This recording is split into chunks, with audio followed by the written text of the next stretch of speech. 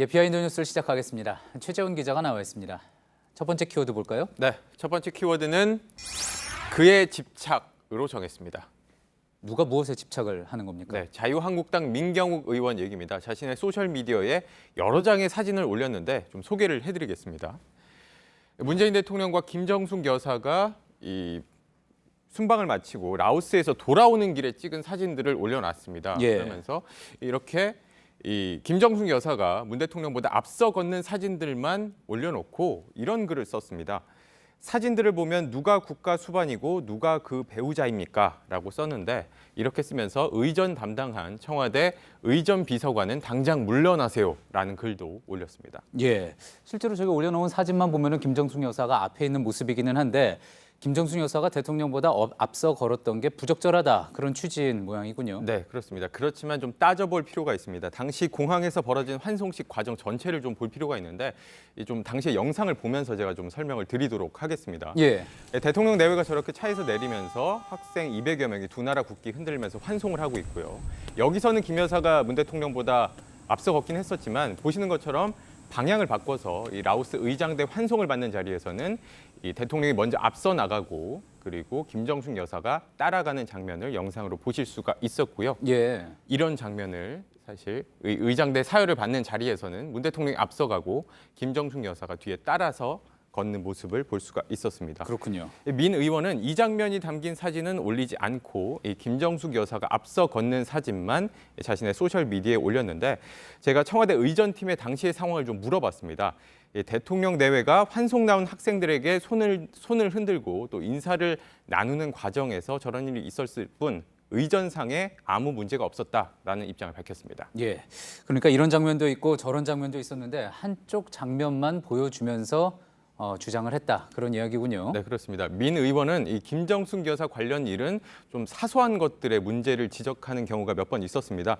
지난 7월에도 김 여사가 이 미국의 트럼프 대통령과 만난 자리에서 옷에 저런 파란 브로치를 했는데 이걸 놓고 민경욱 의원은 저게 사드 반대 운동의 상징인 파란 나비 브로치다라고 주장을 하면서 이 미국 대통령 앞에서 부적절한 이 브로치였다라고 주장을 했습니다. 그러나 김정숙 여사가 착용했던 나비 브로치는 보시는 왼쪽에 있는 브로치고요. 예, 이 민 의원이 얘기한 이 사드 반대 운동의 상징인 파란 나비 브로치는 이것 한눈에 봐도 서로 다른 브로치라는 것을 알 수가 있습니다. 민 의원은 이 지난 5.18 행사 때도 이 김정숙 여사가 황교안 대표와 일부러 악수를 하지 않았다라는 주장을 펼치기도 했습니다. 예. 다음 키워드 볼까요?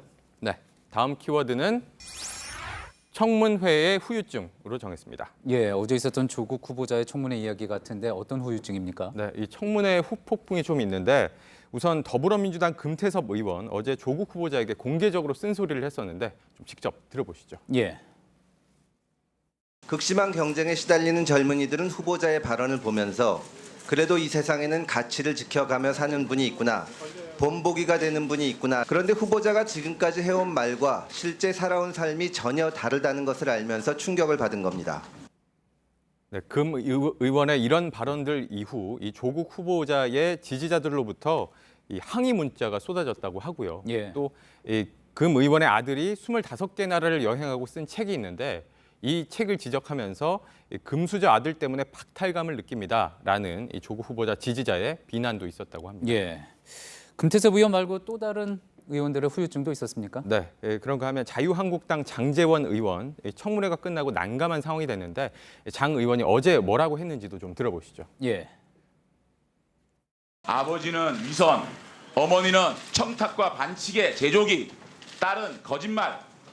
이 거짓 패밀리의 반칙과 위선을 정권이 총 걸기 위해서 국민들의 눈과 귀를 막을 수 있다? 장제원 의원은 이렇게 청문회에서 조국 후보자의 가족 문제를 집중적으로 제기를 했었는데 청문회가 끝나자마자 자신의 아들이 음주운전으로 적발됐다는 사실이 알려지면서 곤란한 상황이 됐습니다. 당장 민주당에서 조국 후보자에게 저열하고 위선적이라고 했던 장 의원이 이 아들 문제에는 저열하고 위선적인 행동 보이지 않기를 바란다라는 논평을 내기도 했고요.